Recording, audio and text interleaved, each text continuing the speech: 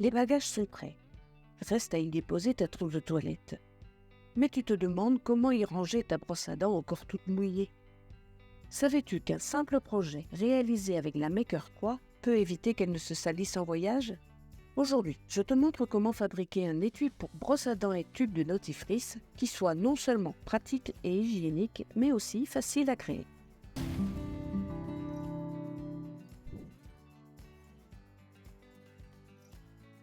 Cet étui est fabriqué avec le simili-cuir des sets de table Action.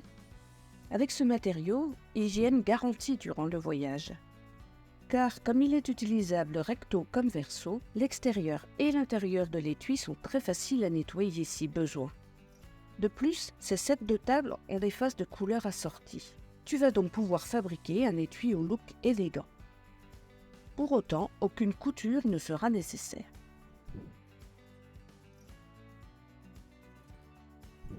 Pour créer cet étui, j'ai modifié un patron gracieusement obtenu sur le site poincellier.com. Le lien qui s'affiche maintenant te mènera vers une de mes vidéos où je te montre comment je m'en étais servi pour réaliser un porte-carte avec la même technique de montage que celle que tu vas utiliser aujourd'hui. Pour démarrer la création de ton étui pour brosse à dents, ouvre mon projet sur le Cricut Design Space en suivant le lien que tu trouveras dans la description. Clique sur Personnaliser plutôt que sur Créer. En effet, quelques ajustements permettent d'optimiser le travail de découpe. Je te propose deux modèles de création, un étui pour homme et un étui pour femme. Mais tu peux bien sûr adapter les designs pour qu'ils correspondent au mieux à tes goûts. Repère bien cependant le sens dans lequel tu devras disposer tes motifs, notamment sur le rabat.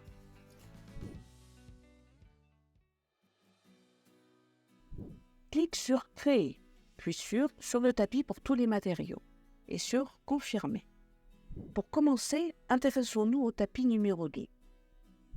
Tu y vois le patron de l'étui à découper dans le simili-cuir et le fond noir des dents à découper dans du thermocollant. Comme ils avaient la même couleur sur la toile, le logiciel les a placés sur le même tapis. Mais les matériaux étant différents, ils ne peuvent pas être découpés ensemble. Sélectionne donc le gabarit de l'étui.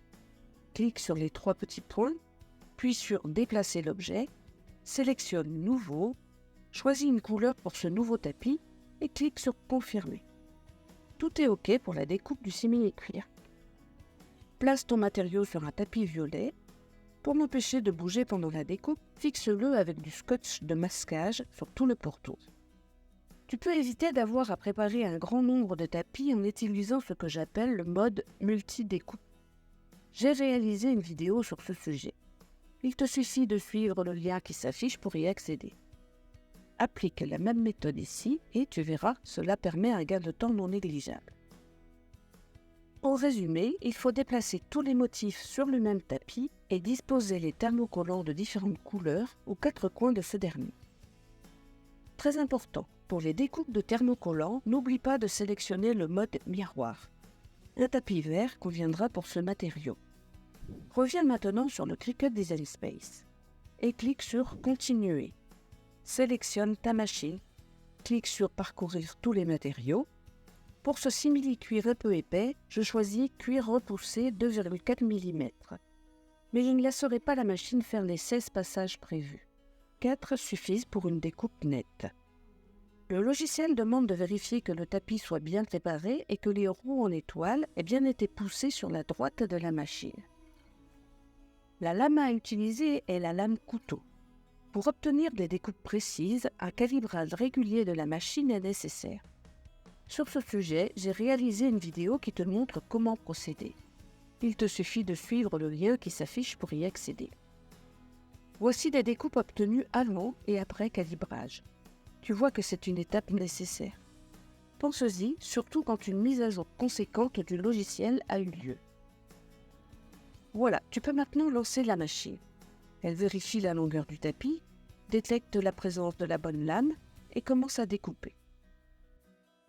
Des petites pièces de simili-cuir peuvent se détacher pendant la découpe. Si elles sont accessibles, évacue-les pour qu'elles n'entravent pas le passage de la lame. À la fin de la 4e découpe, appuie sur le bouton pause, mais, et c'est très important, sans décharger le tapis.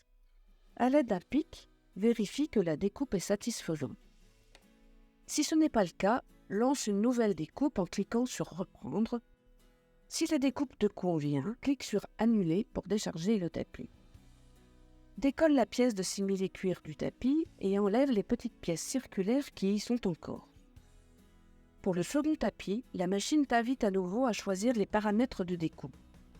Clique sur « Parcourir tous les matériaux » et choisis celui qui convient à ton projet. Dans mon cas, c'est thermocollant simple. Le logiciel demande de vérifier que le mode miroir est activé et que la lame à pointe fine est en place dans la machine. Tu peux lancer la découpe. Te voici maintenant à l'étape de l'échenillage. Réalise ce travail pour toutes les découpes. Je te conseille de découper la protection transparente au plus près de chaque motif. Cela te permettra d'en appliquer plusieurs à la fois, mais il ne faut pas qu'elles se chevauchent. Et voilà, tout est prêt pour l'assemblage.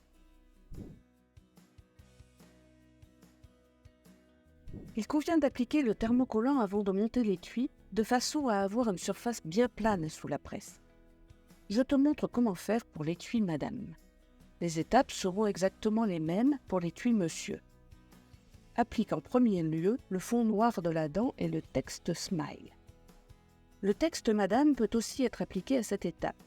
Tu vois sur la vidéo que ce n'est pas ce que j'ai fait, mais c'est parce que mon projet a évolué en cours de réalisation. Attention à positionner le motif dans le bon sens. Maintiens les pièces de thermocollant en place à l'aide d'un scotch résistant à la chaleur. Protège l'ensemble avec une feuille de papier cuisson et prépare ta Easy Press.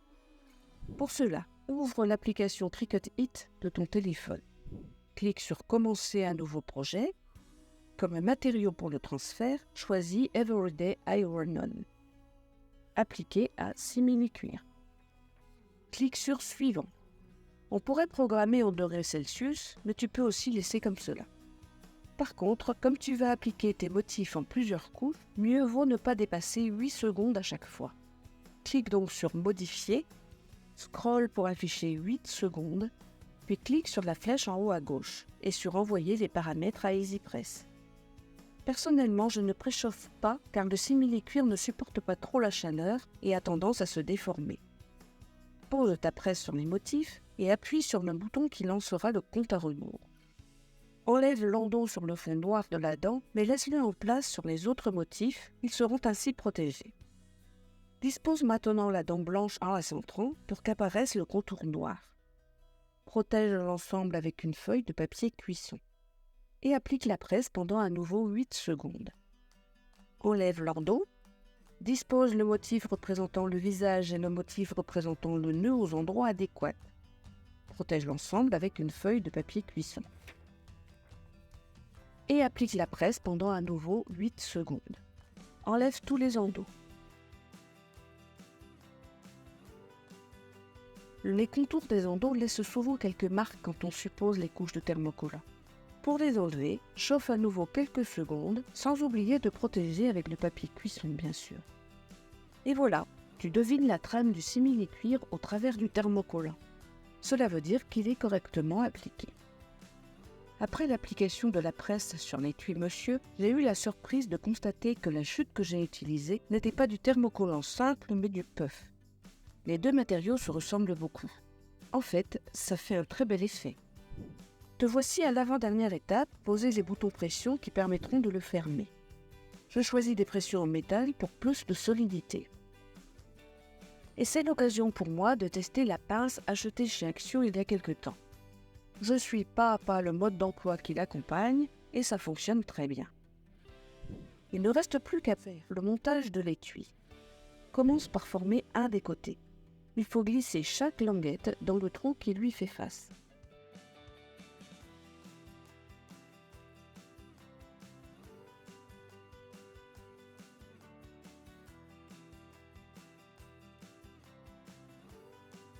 Procède de même pour le deuxième côté.